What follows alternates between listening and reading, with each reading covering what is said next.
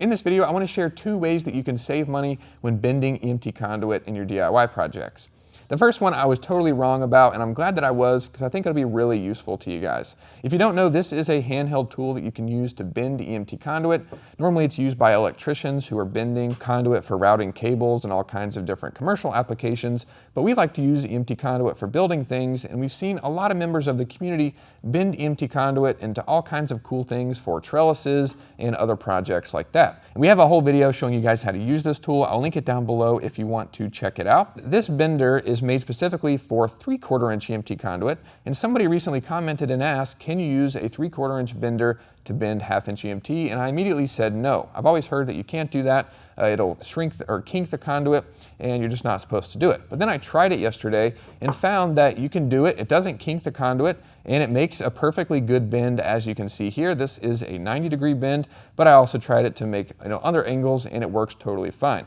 Now, if you're actually doing electrical work, you probably don't want to do this because you're not going to get an exact bend or angle, because they really design these and accommodate for the spring back, for the shrink of the conduit, for the radius of the bend.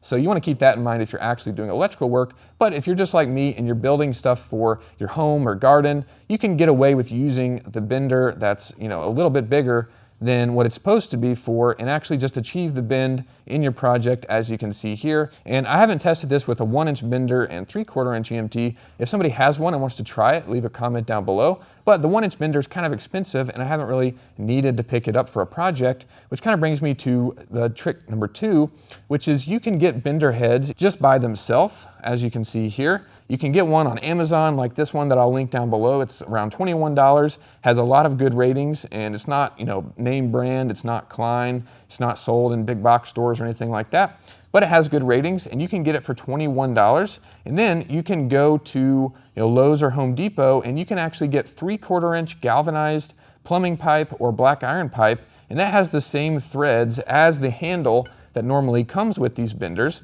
And you can just thread that into the bender head, and then you'll have one you can kind of DIY, if you will, and then you'll have one that's like $35 as opposed to paying $50 or $60. And then if you combine that with the first trick and use it for multiple sizes, then you don't have to buy multiple heads, and you can save a lot of money if you've got all kinds of different projects that use different sizes, and you don't have to buy multiple benders and all of that. So I hope you guys enjoyed these tricks. Hopefully they're useful to you. If they are, leave a like and consider subscribing, and I'll see you in the next video.